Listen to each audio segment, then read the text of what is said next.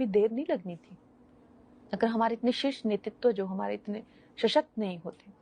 यहाँ पे जो फार्मर्स प्रोटेस्ट हुए, वहां पे लाशें लटकी थी, वहां पे रेप हो रहे थे, और जब वो किसानों के हितकारी बिल जो वापस लिए गए थे तो पूरा देश जो है वो चौंक गया था। और वो किसान आज भी वहां बैठे हुए, उन्होंने कभी सोचा ही नहीं ये बिल वापस होगा। वो बड़ी लंबी प्लानिंग थी जैसे बांग्लादेश में हुई है।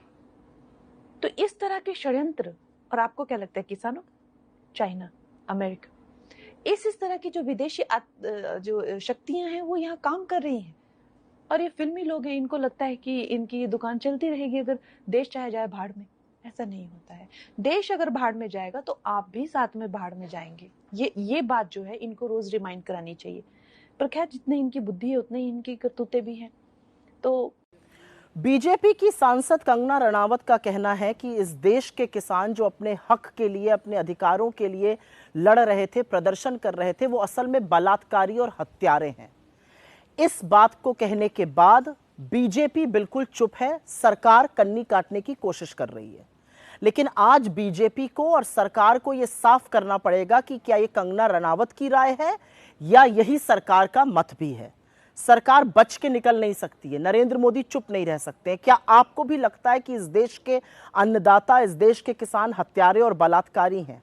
इसका बहुत बड़ा जवाब अभी आपको हरियाणा देगा, लेकिन आज आपको चुप्पी तोड़नी पड़ेगी। या तो इसका खंडन करिए, ये बयान वापस करवाइए, या यही आपका आधिकारिक स्टैंड माना जाएगा। अदरवाइज कंगना रनावत को कान पकड़ के माफी मांगनी चाहिए। दूसरी एक बड़ी बात उन्होंने कही कि ये जो प्रदर्शन हो रहा था इसमें विदेशी शक्तियां सम्मिलित थीं। अमेरिका और चीन ये प्रदर्शन करा रहा था। हर कोई जानना चाहता है कि क्या देश इतना कमजोर हो गया है कि बाहरी शक्तियां हमारे देश में अस्थिरता फैला रही हैं?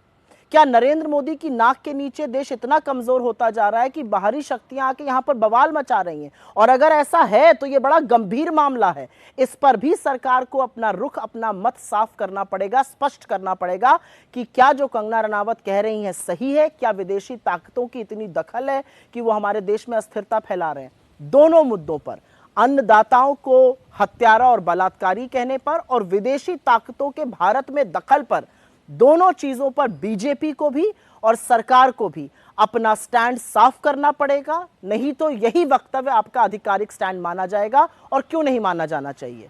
या तो कंगना रनावत जी से कान पकड़ के माफी मंगवाइए, उन्होंने गलत बयान दिया है, उन अन्नदाताओं के खिलाफ बोला है जो इस देश में हमेशा से मान्य और सम्मानित रहे हैं।